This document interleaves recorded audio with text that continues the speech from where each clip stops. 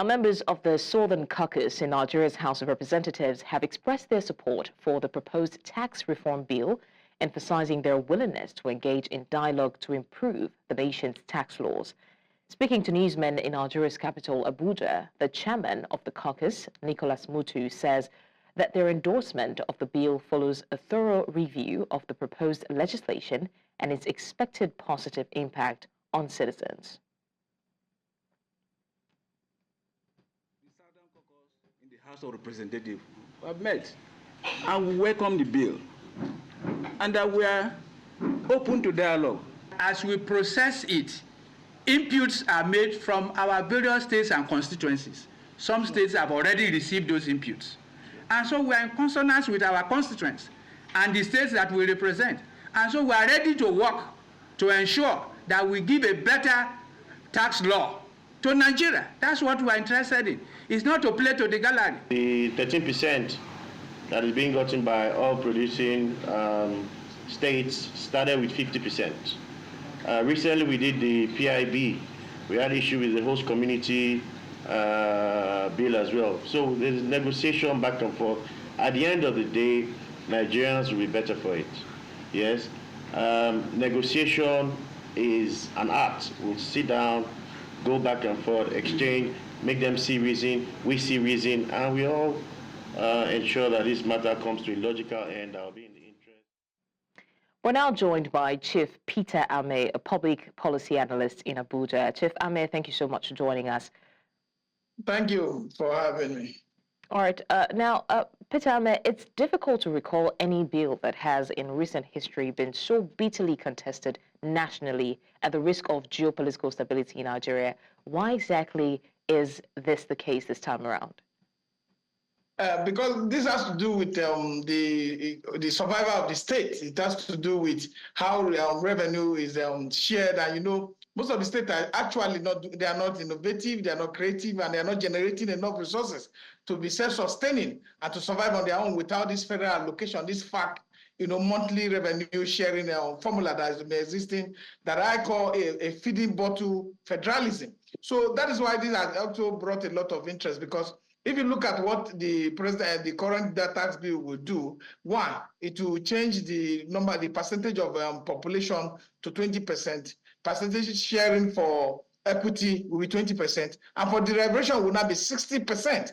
So it is what you contribute now that will now determine how much resources that you will now get from the federation account. The tax is naturally necessary in every country.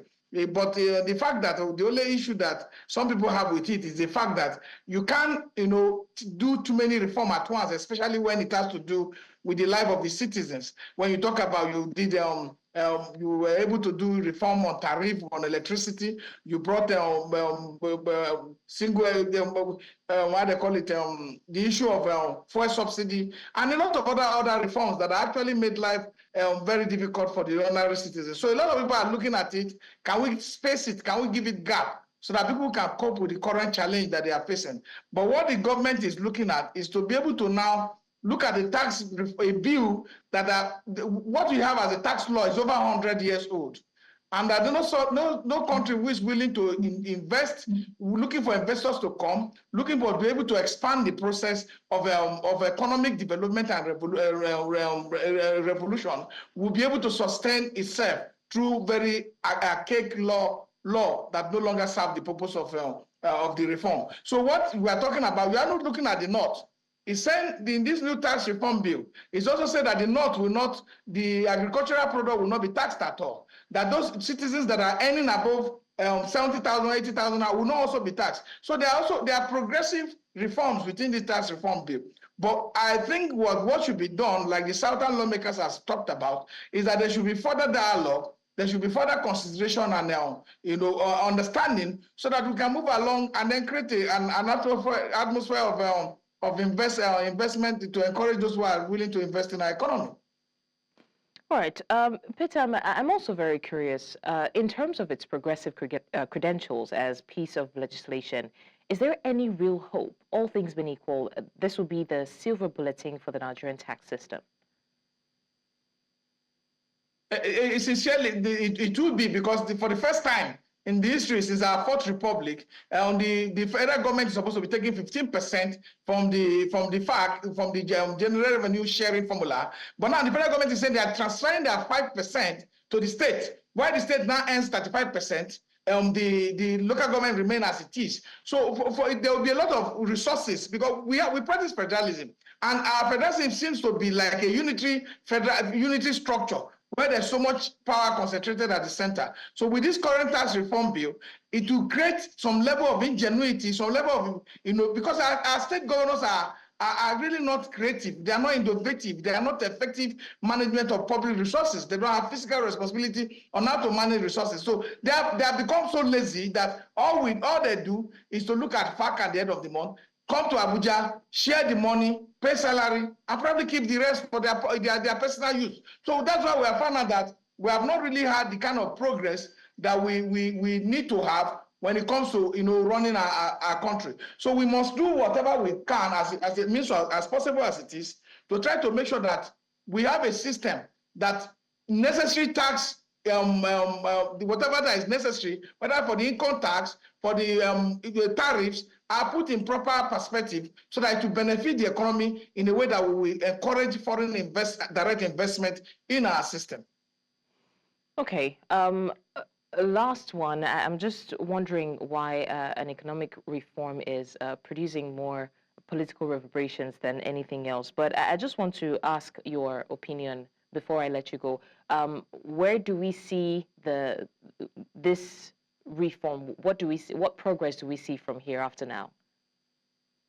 I want to talk about the heated debate that has come with the tax reform. The heated debate as a result of the fact that those states who are not generating more into the national purse will earn less. Those states that the derivation, that's why you see that the derivation has been increased in that tax reform to 60%.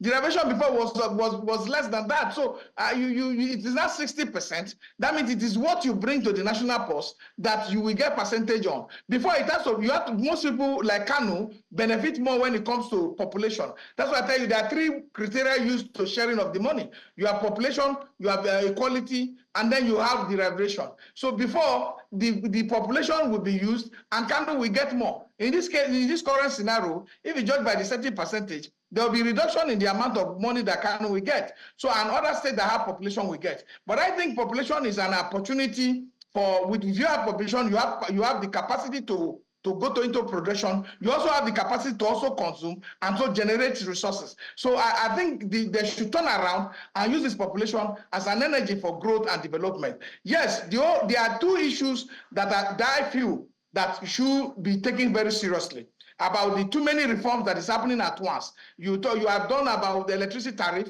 you have removed fuel subsidy, you have done a lot of other reforms that have brought a hard economic hardship to the people, a lot of impulsive and irrational decisions that were not really well thought out, like the tax reform bill. Because if the fuel subsidy removal was well thought out, like we are following the tax reform bill with debate, certainly Nigeria will not be in the current state that we are, because all the necessary inflation that you see, like the push cost inflation that have affected resources, that have affected goods and services, is as a result of the impulsive and irrational removal of fuel subsidy. So we are feeling, most people are feeling, analysts are feeling that they should be able to shift forward and allow Nigerians to be able to adjust properly to the current realities of the harsh economy, and then you now come with another gradual reform. So, but for the North and for the southeastern states, they will be affected, and some other states that will be affected by this tax reform bill.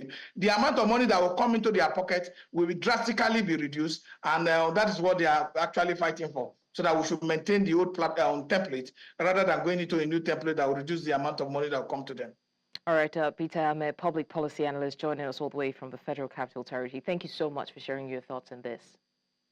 Thank you very much. An absolute pleasure.